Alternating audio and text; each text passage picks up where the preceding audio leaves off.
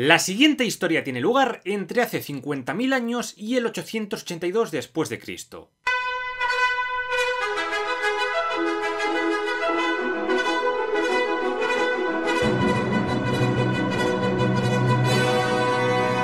Hoy empezamos nueva serie. Vamos a hablar de la historia de Rusia desde su origen hasta, en principio, el final de la Edad Media con el Principado de Moscú. Os animo encarecidamente a darle like a los vídeos y a comentar, porque YouTube detecta todas estas interacciones y cuantas más, el algoritmo más recomienda el vídeo a otra gente. Con poner cualquier emoticono ya vale, pero sin duda lo mejor es compartirlo a saco en redes sociales. Dicho esto, empecemos con la historia. Bueno, antes de meternos en la historia, hablemos un poco de geografía. En esta serie me voy a centrar sobre todo en lo que es la llanura de Europa Oriental, que va desde la llanura central y los montes Cárpatos hasta los montes Urales, que sirven de frontera entre la Rusia europea y la Rusia asiática. En estas llanuras montañas hay muy poquitas. Lo importante realmente son los ríos. El río Ural es el que nace en los montes Urales y desemboca en el mar Caspio. El río Volga es el más importante. Nace en el norte, en la meseta de Valdai, pasa por el lago Selinger y también desemboca en el mar Caspio. Pasa por Novgorod, por Kazán y por Volgogrado, la antigua Stalingrado. Y uno de sus afluentes, el Oka, tiene otro afluente llamado el río Moscova, que pasa por Moscú, la actual capital de Rusia.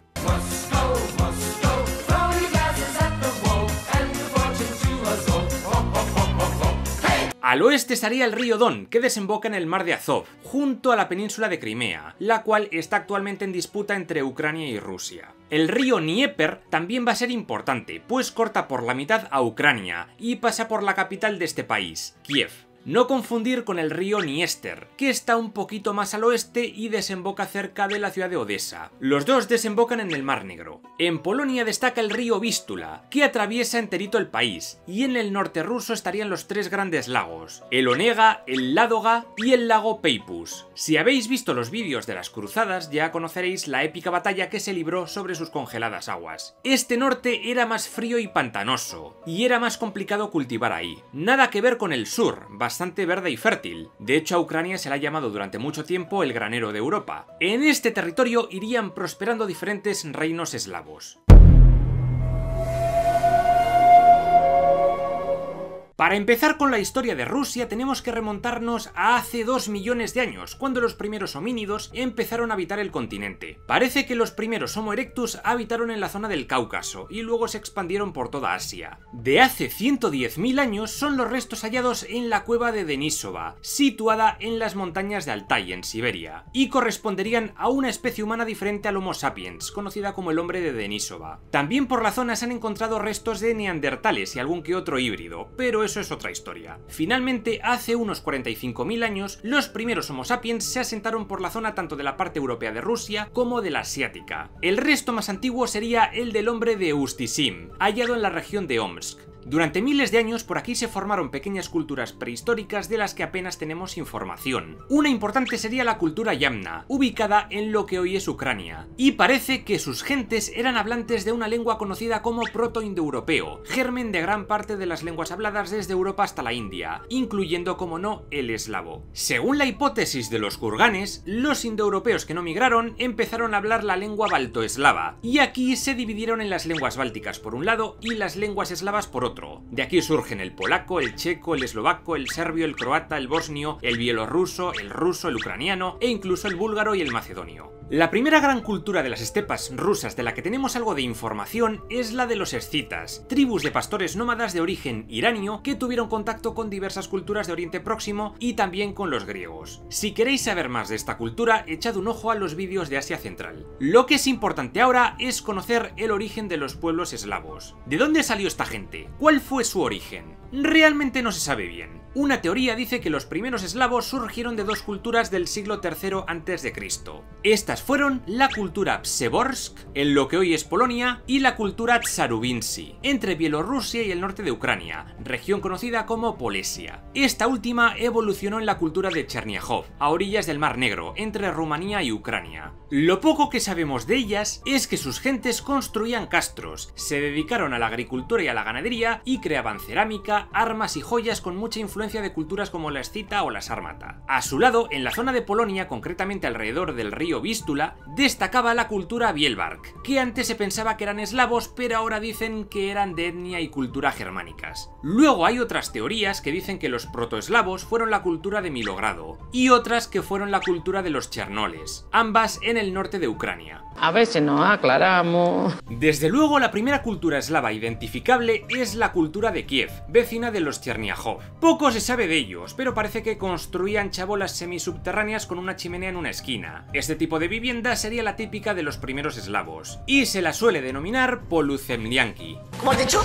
Estas primeras sociedades eslavas estaban organizadas en jefaturas locales. De la religión eslava primitiva no se sabe mucho, parece que eran animistas, y sus rituales estaban inspirados en la naturaleza.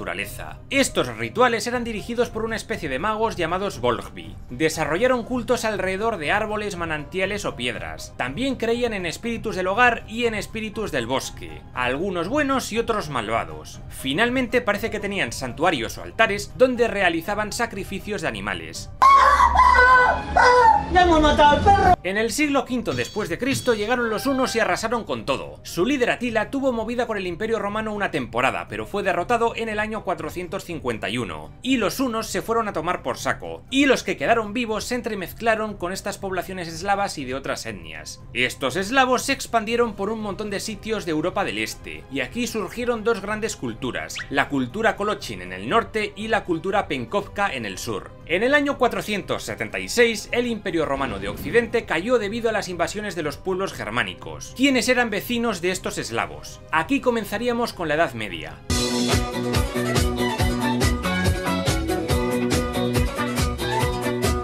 Y hay que saber que parte del Imperio Romano sobrevivió a esto, y ese fue el Imperio Romano de Oriente o Imperio Bizantino, con capital en Constantinopla. Esto será muy importante en esta historia. A partir del año 560 después de Cristo hicieron su aparición en Europa del Este los ávaros, un pueblo de origen túrquico. Al mismo tiempo, otro pueblo túrquico se asentó en la región del Cáucaso, y esos fueron los jázaros. De estos dos también hablé en los vídeos de Asia Central. Lo que ahora tenéis que saber de ellos es que serían enemigos de las tribus eslavas durante los siguientes 2 siglos y medio. Durante estos años, el historiador bizantino Jordanes habló de que las tribus eslavas eran los Veneti o Vénetos del Vístula, los Esclaveni o Esclavenos y los Antes. Otro historiador, Procopio de Cesarea, dijo que los Esclaveni y los Antes hablaban el mismo idioma y venían de un pueblo común al que llamó Esporoi, que significa espora en griego. También había otros eslavos que vivían en la zona de Polonia, a los que llamaron Wendos. En realidad el término eslavo no fue usado hasta el siglo VI.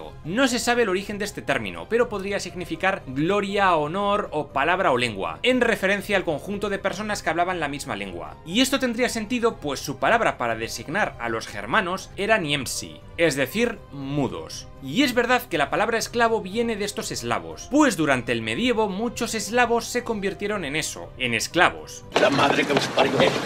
Actualmente existen 3 grupos de eslavos. Los eslavos occidentales son los checos, los eslovacos, los pomeranios, los polacos, los silesios y otros muchos. Los eslavos orientales son los ucranianos, los bielorrusos y los rusos. Finalmente, los eslavos meridionales o del sur serían los que habitan en los Balcanes, croatas, serbios, bosnios y eslovenos. También estarían los búlgaros y los macedonios, pues durante la Edad Media estos pueblos túrquicos y griegos, respectivamente, se mezclaron a saco con los eslavos.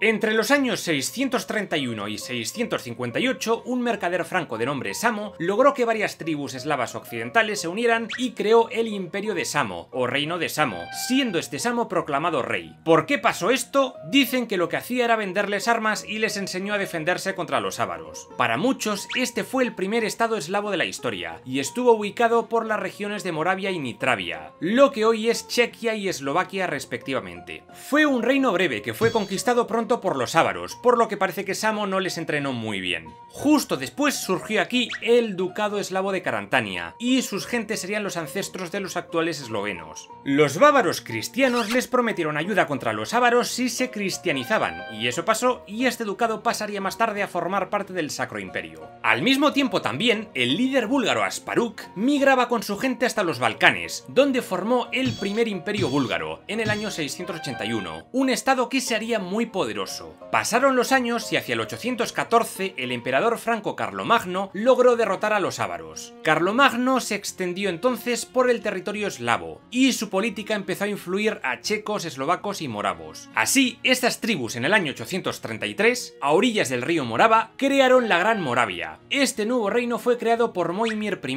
príncipe de Moravia, al tomar el Principado de Nitra, regido por el príncipe Pribina. Moimir I introdujo el cristianismo en la región y levantó algunas iglesias. A su muerte en el año 846, su nieto Ratislav I heredó el trono. Como quería desligarse de la influencia del clero franco, este rey habló con el emperador bizantino Miguel III y le dijo que mandara misioneros para que evangelizaran la región, pero en lengua eslava. Por ello, en el año 863 llegaron a la zona los misioneros Cirilo y Metodio. Aparte de evangelizar en cristianismo a estos eslavos, empezaron a promover la lengua llamada antiguo eslavo eclesiástico, desarrollada por Cirilo a partir del dialecto eslavo de Salónica. Este dialecto se usó para la liturgia cristiana y para traducir la Biblia y otros textos. Además, también crearon un alfabeto primitivo eslavo, el alfabeto glagolítico, de 41 letras, la gran mayoría derivadas del alfabeto griego. Cirilo no inventó el alfabeto cirílico, aunque se llama así por él. La historia es que, al mismo tiempo, en el primer imperio búlgaro reinaba Boris I.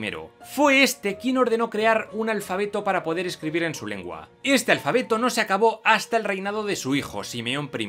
El encargado de tal tarea fue un alumno de Cirilo, Clemente de Ohrid. Este alfabeto cirílico arcaico se basó en el alfabeto griego y en el hebreo, y con mucha influencia de este glagolítico. Actualmente muchos países eslavos escriben en este cirílico. Ratislav I fue destronado por su sobrino Svatopluk I, con ayuda de los francos. Sin embargo, luego los francos fueron contra él y hubo muchas movidas. Lo importante es saber que fue durante su reinado cuando la Gran Moravia alcanzó su máxima expansión territorial. Pero esto no duraría mucho, y en el año 907 el reino desapareció bajo las espadas de los magiares, es decir, de los húngaros. El territorio se dividió entonces entre Bohemia, que pasó a manos del Sacro Imperio, y el reino de Hungría, creado por estos magiares. Adiós, Pepito. Ahora tenemos que hablar de los vikingos, y diréis, ¿pero qué relación tienen los eslavos con los vikingos? Pues muchísima. Ya vimos en otros vídeos que los vikingos se dedicaron a comienzos de la Edad Media a asolar diferentes zonas costeras de Europa occidental. Pues bien, algunos vikingos suecos empezaron a explorar el este y el sur. A estos vikingos se les empezó a llamar varegos. El caso es que estos varegos descubrieron que el comercio era un negocio mucho más lucrativo que llegar a saco a pueblos costeros, destrozarlos y saquearlos. Y durante estos años empezaron a usar el río Volga o el río Dnieper como autopistas norte-sur para comerciar con el Imperio Bizantino. Y lógicamente también tuvieron amistad con muchos pueblos a lo largo de este río, muchos de ellos eslavos. Un jefe varego importante fue Riurik o Rurik. Según la crónica de Néstor o primera crónica eslava, escrita por el siglo XII y que tiene mucho de leyenda, todo se ha dicho, este Rurik llegó a una región entre el lago Ládoga y el lago Ilmen, habitado por eslavos, bálticos y fineses. Intentó que estos le pagaran tributo, pero no aceptaron. Más tarde, estas tribus de la zona se empezaron a pelear entre sí y llamaron a Riurik para que pusiera orden. Así, en el año 862, Rurik pacificó la región, unió a toda esta gente y estas tribus le alzaron como su líder. En esa zona, cerca del lago Ilmen, levantó un asentamiento llamado Holmgard, luego llamado Novgorod, y creó el Principado de Novgorod, germen de la Rus de Kiev y origen de la dinastía rúrica, una dinastía que gobernaría la Rus de Kiev y luego Moscovia hasta el siglo XVII, cuando llegaron los Romanov. Parece que el término Rus significaba pueblo o remeros, y era el nombre de la tribu sueca a la que pertenecía este Rurik.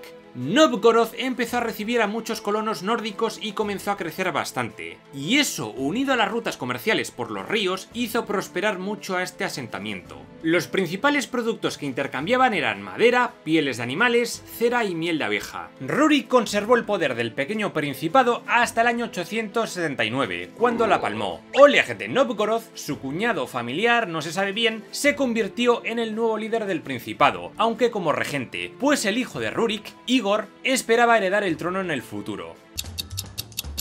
Pero ahora viajemos más al sur. Resulta que dos soldados de Rurik, Askold y Dir, viajaron hacia Constantinopla, o Miklagar en nórdico, o Zargrad en eslavo. Realmente no se sabe si eran dos o una misma persona. El caso es que, según la leyenda, por el camino se fijaron en un asentamiento sobre una colina. Esa era Kiev, una pequeña ciudad construida por tres hermanos, Ki, Eschek y Yoriv. Parece que a Dir y a Askold les gustó el sitio, lo tomaron y lo gobernaron durante años. Algunos afirman que incluso llegaron a ser bautizados en el cristianismo. Pues bien, en el año 882, Oleg de Novgorod comenzó a bajar por el río Dnieper y tomó algunas poblaciones, como Smolensk y Liubech. Finalmente logró llegar hasta Kiev y logró capturarla tras una serie de ataques contra ella. Según la crónica de Néstor, también mató a Askold y Dir. Una vez con Kiev en su poder, Oleg convirtió esta ciudad en la capital, y todo el principado pasó a denominarse a partir de ese momento como la Rus de Kiev. Eso es lo que veremos en el siguiente capítulo.